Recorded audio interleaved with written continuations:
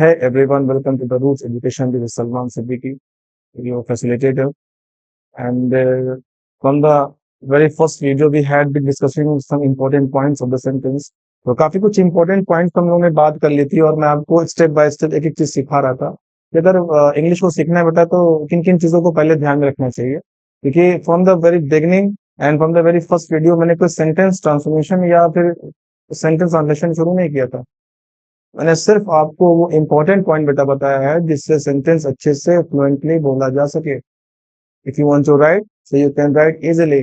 So how can you write and speak sentence fluently? तो यही मैं आपको सिखाना चाहता हूँ कि सेंटेंस को आप कैसे एक अच्छे फ्लो में लिखोगे और बोलोगे। तो बिफोर स्टार्टिंग एनीथिंग बेटा कुछ इंपॉर्टेंट बातें हैं कि ये समझ के चलिए कि इंग्लिश को बहुत अच्छे से सीखना है आपको, तो you will have to spend about 6 month.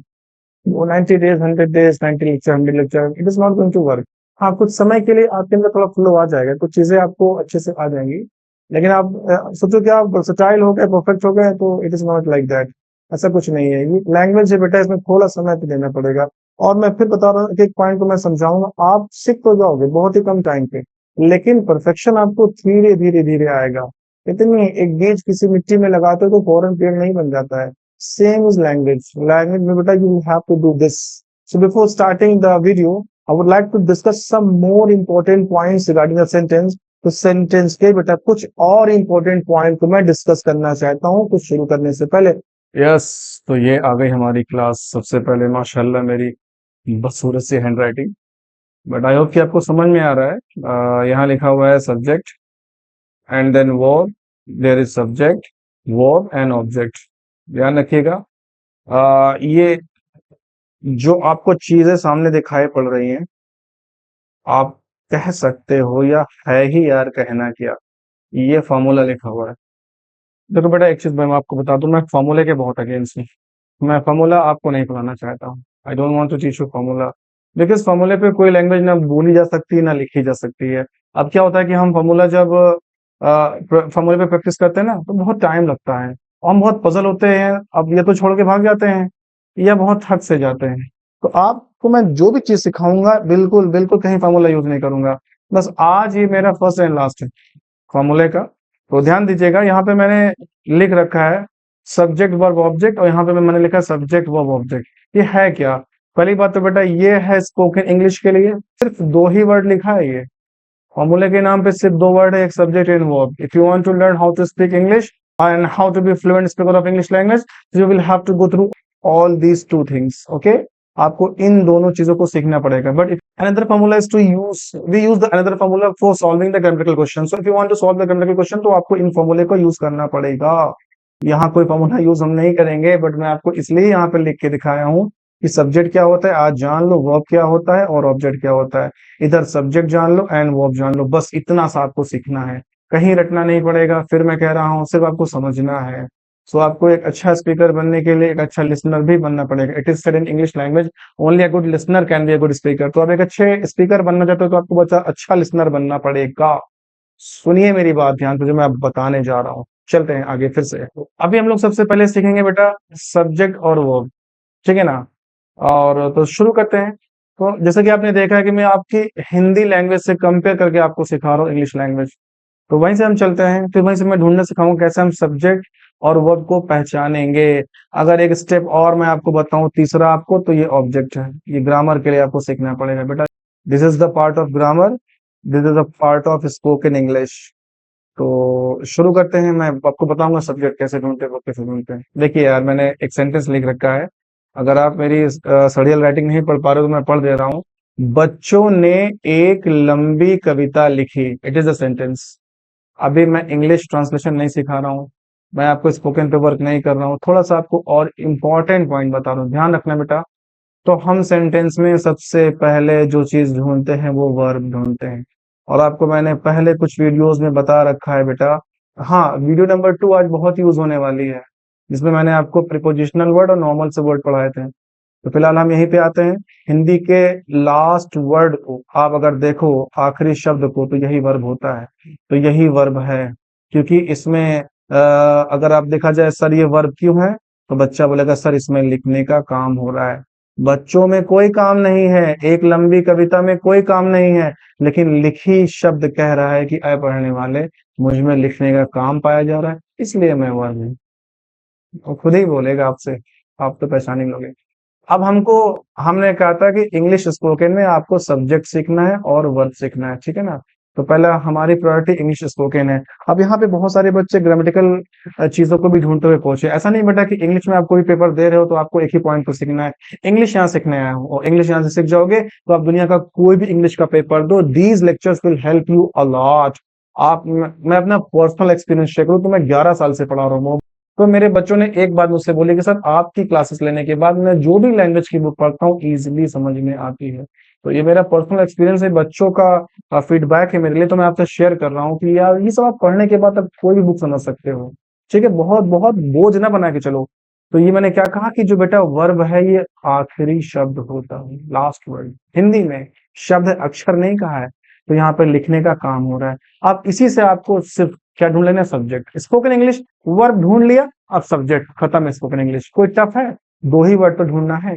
तो मैं आपको यहीं पर सब्जेक्ट भी बता दे रहा हूँ और ऑब्जेक्ट भी बता दे रहा हूँ। वर्ब तो आप ढूंढ ही चुके हो। आगे भी एडवर्ब है, एडजेक्टिव है, और प्रीपोजिशन है, कंजंक्शन है, क्लॉजेस हैं, वो सब बाद की बात है।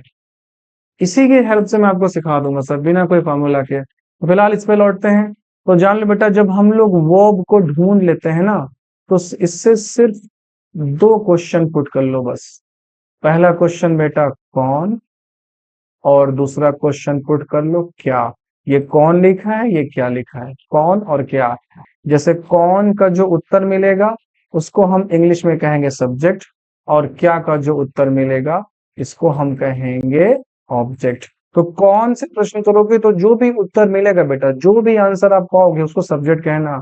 क्या से क्वेश्चन करोगे तो जो भी आंसर मिलेगा उसको आप ऑब्जेक्ट कहिएगा। तो सर हम कौन क्या से किससे क्वेश्चन करना है, तो देखो ये दोनों एरो कहाँ जाके ऊपर जुड़ रहे हैं, वर्ब से जुड़ रहे हैं। यानी आपको वर्ब को पकड़ना है, वर्ब चल बता। तो आप ऊपर देखो तो यहाँ पे वर्ब क्या लिखा हुआ है, लिखा हुआ है लिखी।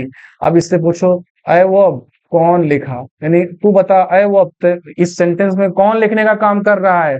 तो वर्ब बताएगा बेटा ये लिखने का काम कर रहा है कौन, बच्चों ने। तो बच्चों ने कौन से उत्तर मिला है, इसलिए हम कौन से जो उत्तर मिलता है उसको सब्जेक्ट कहते हैं। यानी बच्चों ने क्या है, सब्जेक्ट। दूसरा क्वेश्चन क्या है, क्या। फिर पकड़ो वर्ब को, पूछो कि अय वर्ब क्या लिखा, तो वर्ब तुमसे खुद कहेगा ये देखो इसने क्या लिखा, एक लंबी कविता। तो बेटा जो भी क्या से प्रश्न करने पर उत्तर मिला है आप उसको क्या कहोगे, object. It is very easy. तो सर इंग्लिश बोलेंगे इतना हम सोचेंगे कि सब्जेक्ट ढूंढे वर्ब ढूंढे ऑब्जेक्ट ना। ये ग्रामर के लिए मैंने सब्जेक्ट वर्ब ऑब्जेक्ट बताया है।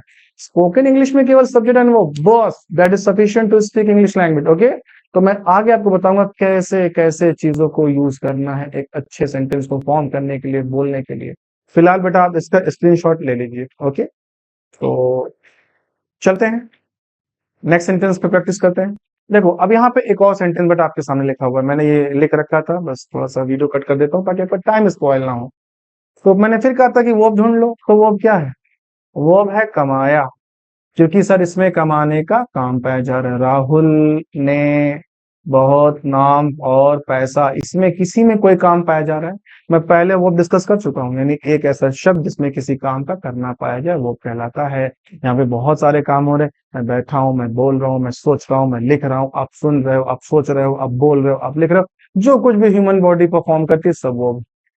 ऐसा नहीं कि ह्यूमन बॉडी परफॉर्म करेगी तो ही वर्ब है, नॉन लिविंग चीजें भी चीजें करती है। जैसे मैंने कहा दरवाजा खोलो हवा आने दो, तो हवा आने दो, आने का काम हवा कर रही है।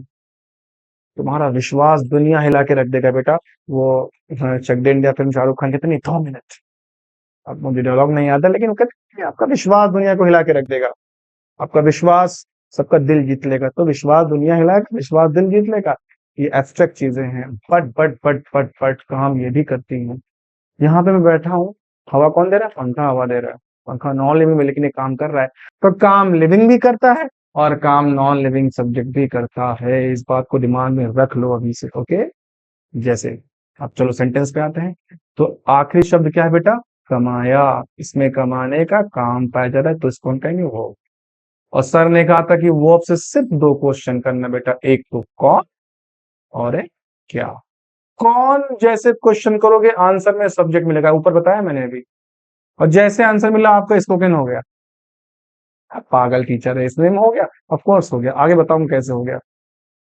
अगर क्या से क्वेश्चन करेगा तो जाहिर सी बात है ग्रामर की बात आ गई। अब आपको ग्रामर में इसकी नीड पड़ेगी, जैसे एक्टिव से पैसिव बनाएंगे, सिंथेसिस, ट्रांसफॉर्मेशन, डायरेक्ट, इनडायरेक्ट, तो इन सब में बहुत ज्यादा ऑब्जेक्ट का यूज है। ओके, जहां पे आप पढ़ोगे वहां ट्रांजिटिव वर्ब क्या होता है, इंट्रांजिटिव वर्ब क्या होता है, वो सब बात की बात है, ग्रामर के हिस्से हैं।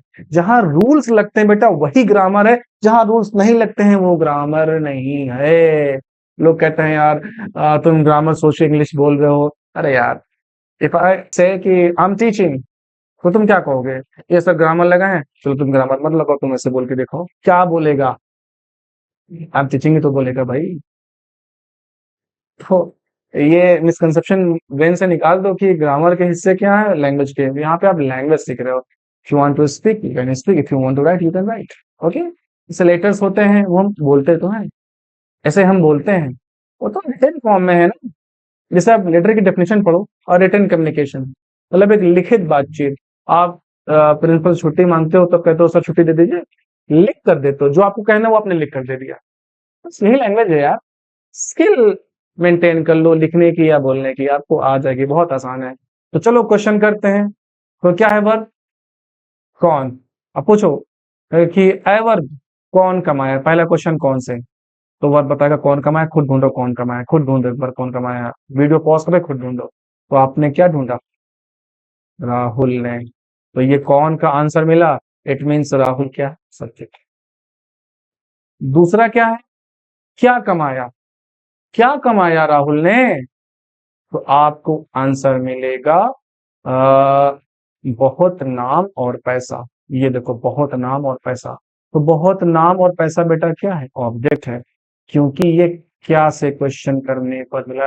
अगर मैं इसको इंग्लिश में बोलूं, Rahul earned a lot of fame and money, तो आपको इंग्लिश में कैसे ढूंढना सब्जेक्ट, बट अर्न तो कहेगा Rahul subject, what earn a lot of fame and लोग, यही इंग्लिश में भी है। तो if you are teacher, if you are from CBSE schools, you can use this manner to make the student understand कि बेटा सब्जेक्ट और वर्ब कैसे ढूंढते हैं और ऑब्जेक्ट कैसे ढूंढते हैं। But if you are to learn English language, तो बेटा आपको ऐसे सीखना पड़ेगा, the way I learn the same I am teaching you. ठीक है, तो राहुल ने बहुत नाम और पैसा कमाया, ये आपने देखा, तो आपको सब्जेक्ट और ऑब्जेक्ट इमीडिएटली मिल गया। ओके, तो उम्मीद करता हूं कि आपको समझ में आया। चलो 2 सेंटेंस मैं आपको लिख कर दे रहा हूं, आप वीडियो पॉज करो और खुद ढूंढो सब्जेक्ट क्या है, वर्ब क्या है और ऑब्जेक्ट क्या है। आगे भी चीजें हैं, मैं कह रहा हूं नहीं है, ऐसा नहीं कि नहीं है, बट वहां पे जाने की भी कोई नीड नहीं। आप ढूंढो और मुझे क्या बताओगे यार, ढूंढो फिर मैं फौरन बता रहा हूँ वीडियो पे। हाँ, वीडियो पॉज करके आप बताओ। यस क्लास, देखिए मैंने 2 सेंटेंस दिया है, अब आप वीडियो को पॉज करिए और आप खुद ढूंढिए, फिर अगले मिनट में वीडियो को प्ले करिए, फिर देखो मैं कैसे ढूंढ के दिखा रहा हूँ। लाइक मैं सेंटेंस पढ़ दे रहा हूँ, एक किसान ने कुछ रोटियां बनाई, और दूसरा क्या है, मेरे भाई ने मुझे एक किताब दी। चलो वीडियो पॉज करो और ढूंढ कर बताओ। उम्मीद है आपने कर लिया, तो चलो देखता हूँ। पहले सेंटेंस में आपका वर्ब है बनाई, है ना। यार कितनी घटिया राइटिंग है मेरी। बनाई, पहले सेंटेंस का वर्ब है बनाई। अब सवाल ये है, दो ही क्वेश्चन करोगे, कौन और क्या। कौन बनाया, पहला क्वेश्चन कौन बनाया, तो आंसर देगा एक किसान ने, एक किसान ने। तो कौन का उत्तर क्या होता है, सब्जेक्ट, सभी को पता है। क्या बनाया भाई, तो आंसर करेगा कुछ रोटियां, तो कुछ रोटियां क्या है बेटा, ऑब्जेक्ट। नीचे आ जाओ, वर्ब क्या है, दी, क्योंकि देने का काम हो रहा है, ऊपर बनाने का काम हो रहा है, नीचे देने का काम हो रहा है। कौन दिया, कौन दिया भाई, इससे पहले क्वेश्चन कौन, ये बोलेगा मेरे भाई ने, तो मेरा भाई क्या है, सब्जेक्ट। क्या दिया, तो बोलेगा एक किताब, एक किताब, एक किताब का क्या हो जाएगा, ऑब्जेक्ट है। यहाँ कुछ बच गया मुझे, अभी मुझे क्या है, मैंने ध्यान नहीं दिया, लिख दिया, लेकिन आगे बताऊंगा ये है क्या। ये प्रोनाउन है और इसका यूज बताऊंगा, फिलहाल आप इसको छोड़ दो। आपने सब्जेक्ट और ऑब्जेक्ट और वर्ब ढूंढ लिया, अगर आपने ये चीजें ढूंढ ली है तो बहुत अच्छा किया। हाँ, जबरदस्ती कुछ लोगों ने इसे भी ऑब्जेक्ट मान लिया होगा, तो उसको ऑब्जेक्ट मत मानिए, वो ऑब्जेक्ट का पार्ट नहीं है, क्योंकि देने का काम सिर्फ किताब का किया उसने। मुझे जो चीज मिली है वो एक किताब है, लेकिन मुझे बेटा मुझे नहीं मिल गया है, तो ये ऑब्जेक्ट नहीं क्या है, इस पे बात आगे किया जाएगा, ठीक है। तो जबरदस्ती काम करना छोड़ दो, कि मुझे को भी आपने ऑब्जेक्ट बना दिया, जबरदस्ती काम कर रहे हो, ठीक है। तो उम्मीद है इतना समझ में आया। एक स्टेप और मैं आगे चलता हूँ कुछ और सिखाने के लिए। तो वीडियो देख रहा हूँ, आज वीडियो मेरी थोड़ी लॉन्ग हो रही है, तो मैं एक स्टेप और समझाऊंगा, फिर आगे हम शुरू करेंगे कंटिन्यूअस सेंटेंस। और बहुत लेंदी वीडियो हो रही है, तो मैं नेक्स्ट वीडियो में आपको कंटिन्यूअस पढ़ाऊंगा, लेकिन बेटा ये सारी बातें जाननी बहुत बहुत बहुत जरूरी है। ओके, चलिए थोड़ी प्रैक्टिस और, ये 3 सेंटेंस मैं आपको और दे रहा हूँ, वीडियो पॉज करो और फिर मैं देखता हूँ आपने क्या किया है, ठीक है। चलिए शुरू करिए। तो आपने वीडियो प्ले कर लिया, इट मीन्स आपने कर लिया। देखता हूँ आपने कितना सही किया है। जो मेरा एक्सपीरियंस है, मैं कह सकता हूँ कि पहले सेंटेंस का वर्ब बहुत से बच्चों ने माना है लिख रहा हूँ, और ये गलत माना। बेटा आपको वर्ब मानना चाहिए था लिख रहा, क्योंकि यही वर्ब है, हूँ वर्ब नहीं है। आई थिंक मैं वीडियो 3 या 4, वीडियो नंबर 4, इससे पहले वाले वीडियो में इसको डिस्कस कर चुका हूँ कि बेटा अक्षर वर्ब नहीं होता। कब होता है ये बताया था कल ही मैंने, कि जब ये लिख रहा नहीं होता, मैं कविता हूँ लिखा होता। मान लो 1 मिनट के लिए मान लो कि ये लिखा होता मैं कविता हूँ, तो अब ये हा वर्ब होता, अब ये वर्ब भी हो जाता प्लस ये टाइम बताता। बट यहाँ पे बात कुछ और है, यहाँ पे लिख रहा ऑलरेडी लिखा हुआ है, अब हा केवल प्रेजेंट बताएगा। खैर ये अलग चीजें हैं, मुझे इस पे कोई बात नहीं करनी, कल मैं बात कर चुका हूँ लास्ट वीडियो में। तो लिख रहा आपका वर्ब है। अब लिख रहा से कितने क्वेश्चन, 2 क्वेश्चन। कौन लिख रहा, तो लिख रहा आंसर देगा मैं, तो मैं क्या है, सब्जेक्ट। ओके। दूसरा क्वेश्चन, क्या लिख रहा, तो आंसर देगा कविता, तो कविता क्या है बेटा, ऑब्जेक्ट। तो आपने वर्ब भी ढूंढ लिया, सब्जेक्ट और ऑब्जेक्ट। नीचे आइए, यहाँ पे वर्ब सो रहे हैं, सॉरी सो रहे है वर्ब नहीं है, ध्यान रखिएगा, है वर्ब नहीं, बस सो रहे वर्ब है। अब इससे सवाल करो कौन सो रहा, तो आंसर करेगा बच्चे, तो बच्चे अगर कौन का आंसर है तो बच्चे सब्जेक्ट है। क्या सो रहा है, कुछ आंसर है नहीं, ऑब्जेक्ट है नहीं। नेक्स्ट में आओ, राहुल अखबार पढ़ रहा है, अब पढ़ रहा वर्ब है, क्योंकि है तो अक्षर है, वो तो बस बता रहा है प्रेजेंट लिखा हुआ है। खैर अब समझ में आ रहा होगा आपको। तो यहाँ पे पढ़ रहा क्या है, पढ़ रहा वर्ब है। कौन पढ़ रहा, तो आंसर करेगा राहुल, तो कौन का उत्तर राहुल है, यानी कौन का आंसर राहुल, तो ये सब्जेक्ट है। क्या पढ़ रहा, अखबार, तो अखबार बेटा आपका ऑब्जेक्ट है। उम्मीद है आपको सब्जेक्ट, वर्ब और ऑब्जेक्ट ढूंढना आ गया। तो अभी हम लोग सारे कॉम्पिटेटिव पेपर की तैयारी करेंगे जब ग्रामर पढ़ेंगे इसी वीडियो लेक्चर में, और स्पोकन इंग्लिश पे भी काम करेंगे by using only subject and verb. Subject and verb is used for spoken English, and the another formula irritation होता है मुझे फॉर्मूला सुनकर, बट फिर भी सब्जेक्ट वर्ब ऑब्जेक्ट आपका क्या है बेटा, this is the thing which we use in grammar. चलो ग्रामर में तो मैं इसका ऑफ कोर्स मैं कहूंगा ये एक ही फॉर्मूला ग्रामर में यूज होगा, बस एक फॉर्मूला, वो बार बार नहीं, एक बार समझाने के लिए। लेकिन ये एक बार समझ लोगे, बार बार ये नहीं आएगा, 2 वर्ड भी नहीं आएगा। तो उम्मीद है आपको सब्जेक्ट, सब्जेक्ट और ऑब्जेक्ट और वर्ब ढूंढना आ गया। अभी आप देखो, तो अभी मैं ट्रांसलेशन या स्पीकिंग पे आपको इंसिस्ट नहीं कर रहा हूँ, अभी मैं आपको इंपॉर्टेंट स्टेप सिखा रहा हूँ। आई होप कि आपको समझ में अच्छे से आ गया। And if you have learn this, तो yes you have learn the first step of speaking English. फिर हम लोग आगे बढ़ेंगे। तो मैं नहीं चाहता हूँ कि वीडियो बहुत लंबी हो जाए, तो अभी मैं 2 वीडियोस बहुत कम टाइम में अपलोड कर दूंगा।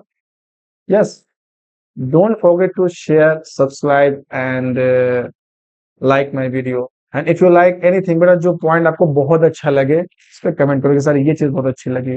दिस गिव मी कॉन्फिडेंस, मुझे नहीं पता मेरे बच्चे क्या समझ पा रहे, क्या उनको चीजें दिमाग से निकल जा रही है। और हाँ, मैं रिप्लाई, थोड़ा मैं बिजी रहता हूँ क्योंकि मैं स्कूल में पढ़ाता हूँ और मेरे अपनी पर्सनल कोचिंग रन करती है ऑफलाइन, तो मैं टाइम बहुत लिमिटेड पाता हूँ, फिर भी मैं कोशिश करता हूँ कि हर बच्चे का रिप्लाई दे सकूँ। I will reply each and every comment of yours. Thank you so much for joining today. Thank you.